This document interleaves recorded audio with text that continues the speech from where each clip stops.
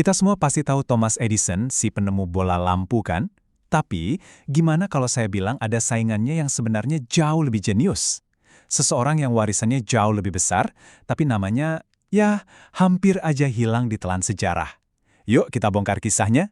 Pertanyaan ini kelihatannya simpel ya, tapi jawabannya ternyata jauh lebih rumit. Ini bukan lagi soal siapa yang pertama kali bikin bola lampu nyala, tapi soal siapa yang membangun sistem yang menghidupkan, ya, semua yang kita punya sekarang. Dan nama orang itu adalah Nikola Tesla. Hidup Tesla itu benar-benar kayak film drama. Bayangin, seorang pria yang bisa memvisualisasikan penemuan super rumit di otaknya dengan sangat sempurna, tapi di dunia nyata, dia harus berjuang mati-matian melawan orang-orang yang mau namanya dilupakan selamanya. Oke, kita mulai dari sini. Dari keanehan kisah Nikola Tesla. Gimana ceritanya orang yang sepenting ini buat dunia modern kita, justru jadi sosok yang sering kali kita lupakan. Aneh kan? Coba dilihat daftar ini, radio, remote control yang kita pakai setiap hari, motor listrik di berbagai mesin, bahkan lampu neon. Semua ini akarnya dari pemikiran jenius Tesla. Tanpa kita sadar, kita ini sebenarnya hidup di dunia yang dulu cuma ada di dalam bayangannya dia. Jadi, dari mana sih datangnya kejeniusan yang luar biasa ini? Yuk kita mundur sedikit ke masa kecilnya, di mana semua rasa penasarannya sama sains itu mulai tumbuh. Percaya atau enggak, semuanya itu dimulai dari seekor kucing.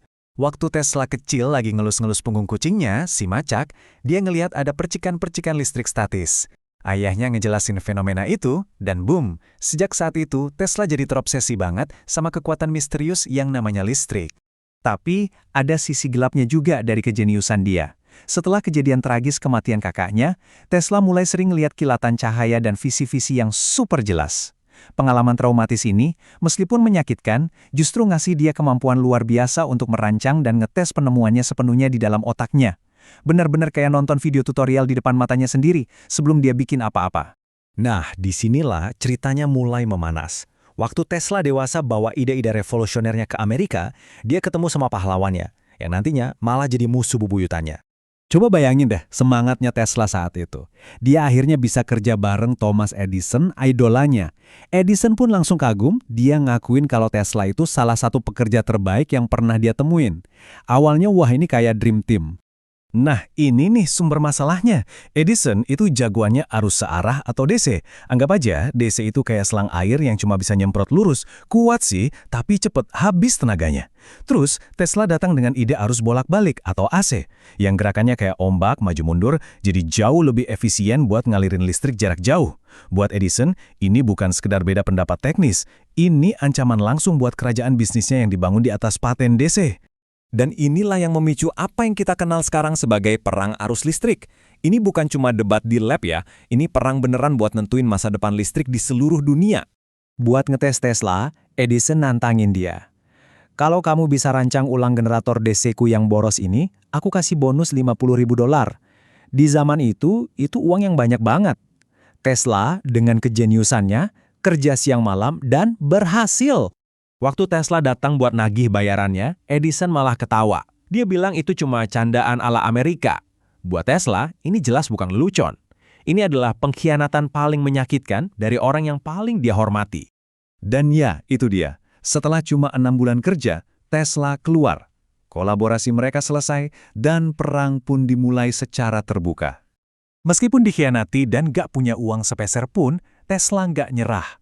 Justru, ini jadi awal babak baru di mana dia bakal buktiin ke seluruh dunia kalau visinya itu benar.